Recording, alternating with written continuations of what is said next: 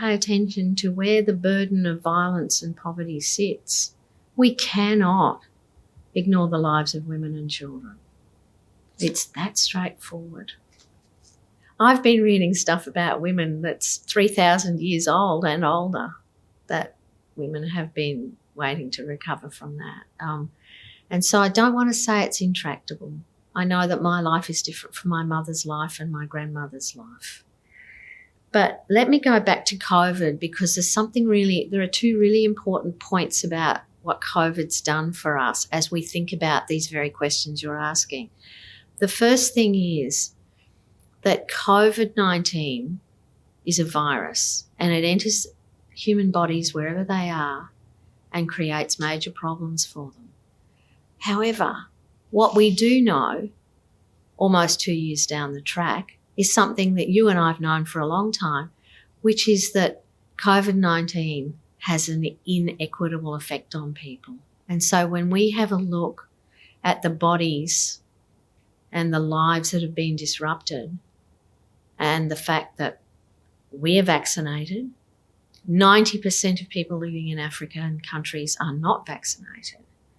So the greatest burden falls on those who are already living precariously with insecure employment, poor housing, or living in institutions, aged care, disability settings, prisons.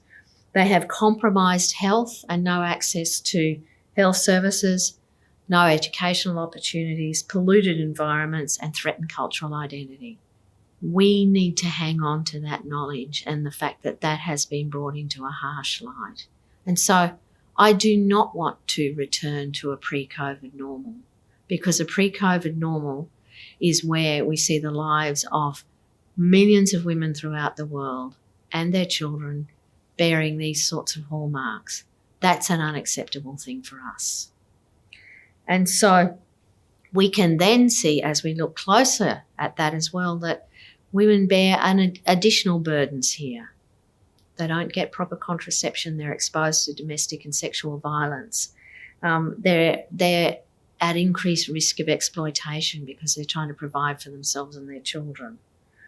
So let's not go back to COVID-19, to pre-COVID days. Let's take what the world may have woken up to and use that knowledge. And so the initiatives in the workforce have to be, first of all, just check my notes here. I've got a nice little expression that I recorded. We can see that there's been little sustained progress against the Sustainable Development Goals. I went back and had a look at that.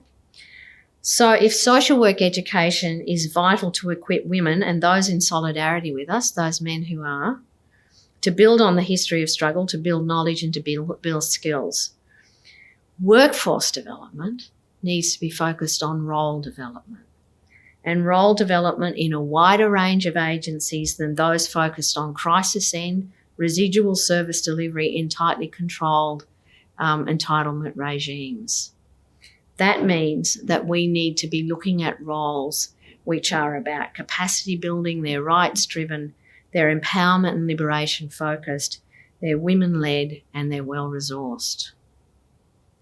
And if we could do some stuff about role development within Australia, well-funded welfare agencies compared with the many other parts of the world, but also picking up on that incredible capacity that exists in other parts of the world and learning about that open the space for social work to really deal with these questions of liberation and oppression, rather than just administering very, very tightly controlled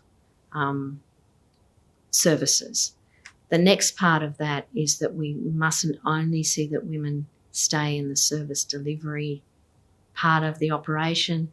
They're involved in design, in governance, in evaluation, in all of those other parts, so that there's a rising number of women with deep skills coming through, carrying that vision and their commitment to work in solidarity with other women in the workplace.